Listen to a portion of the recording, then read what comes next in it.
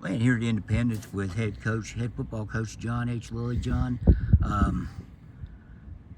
interesting comment I got from one of your former players, Alex Goodson, who won the Kennedy Award. He's talking about next year's team. He says that maybe Judah Price has a opportunity maybe and maybe a better opportunity to win the Kennedy and keep it here at Independence. Any thoughts on that? Well, that's a great compliment, and it's a great compliment for Judah. And I think that the biggest compliment is that he's got 8 of his top 9 linemen back. So, sky's the limit for that. But, the biggest thing right now is you got to do it on the field, and you got to make things happen on the field. And everything else is just a bunch of talk. And I think our kids understood that. We talked about that in June ball. We talked a whole lot about, eliminating the noise and focusing in on what really matters, and that's what's out there on the field, and the rest of it will take care of itself. How much of a confidence or motivation you think was for him in the offseason coming in, having scored a touchdown in a state championship game? Not every kid, most kids, 99% of the kids that play football never scored a touchdown in a state championship game. What kind of motivation you think that was for him, and for that matter, Bauer, who scored on a touchdown pass? Well, I think anytime that you can get that kind of experience, it really helps you. I think Fairmont Senior had the edge on us as far as knowing what to expect and the emotional swings that happen in a state championship game that happen, and so they had the advantage there. And but our kids have tasted it a little bit now, and hopefully they know what it'll take to get there, because it's such a difficult job to get there.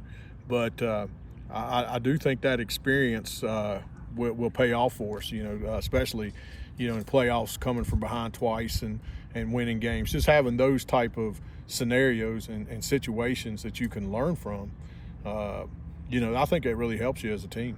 And speaking of compliments, you coach the kids, so you would know, but a lot of your opponents, opposition coaches, said they thought Judah Price, or number 10, as coaches sometimes say on the numbers, but Judah Price was the best football player, I guess pound for pound, on the team, just as a football player, because he doesn't come off the field. He plays special teams, plays defense, plays offense.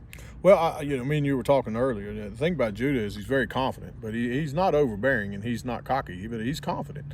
And I don't think he's gotten the credit that he deserves in a lot of ways.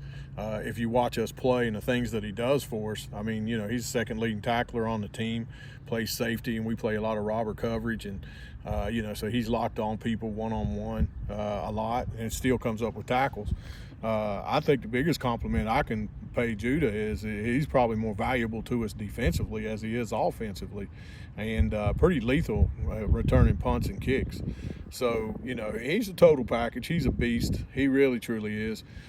He's the alpha dog, of the pack, and, we feel real good. We sure like to have him. A guy like that, then he leads by example and words, because like you said, he doesn't lack confidence, but he's not cocky. Well, I was listening to a thing this morning. I think it was the Manning Academy, and I heard that Eli make this comment. When your best players are your hardest workers, then you've got a pretty good situation. And we went 3 weeks of spring football. We did spring ball with the flex days this year, and then we took a week off, and then we went three weeks of June ball, and I think we only had 95% attendance. So I was real pleased with that. We're naturally on a 3-week break right now, but I'm real pleased with that. And as long as your best players are your hardest working players, I think the culture is good for you. He was, I don't know if you saw him up here today. He was up here working out by himself on the football field. Well, yeah, he gets up here. He usually with Cyrus and Trey, but they don't get out of bed till like 2 o'clock in the afternoon. But no, there's a group of them. They get together quite a bit. Our linemen get together quite a bit. This is kind of an off week for everybody. I told them go fishing, and they've been sending me pictures of the little fish that they catch. But not real good fishermen, what you're saying. Well, no, not really. When your quarterback, Silas Nelson, gets the biggest fish, you got a problem in the fishing category. But no, they're good kids. They work really hard. They're real fun to coach. And what's it say about Judah to be up here by himself? It's 90 degrees today. He's been working by himself, but I guess it was about 1 o'clock in the afternoon. That's Judah. If you ask anybody that knows Judah, You know, he'd be up here probably doing some football stuff at 1 o'clock, and he'll probably be in the mat room with Coach Warden this evening. You know, he's a workaholic, and you know, I think that's where he'll be successful in life. I think he'll be, whatever he attempts to do, he's going to be very successful because he's got the work ethic to do it. Are you fired up, ready to go? I mean, coming off a championship like that, a championship appearance like that, I mean, how much does that stoke your fire to get back out here? Well, it's a different feeling, Dave. I can tell you this. It was a good off season, but it was a different off season because our kids were like, you know, we're ready to go now. You know, and we're talking like January 1st. Let's just go do this again.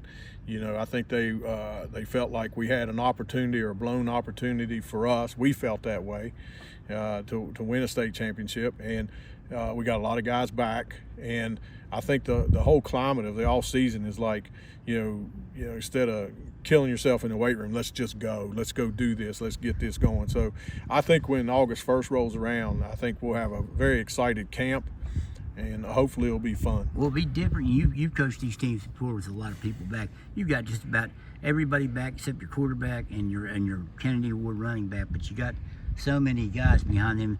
Is this one of the teams is this the most talent you've had coming back in a while?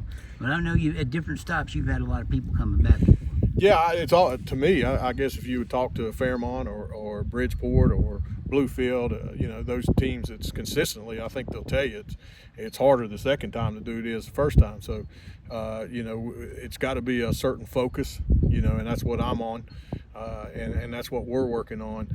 The answer to your question is, of course, we're really excited. We got a lot of guys back, but you know, it's a different team. You know, last year you had Atticus to fall back on. You know, if things wasn't going good, hand off to number 3. And play good defense. And this year we got a whole different dynamic offensively.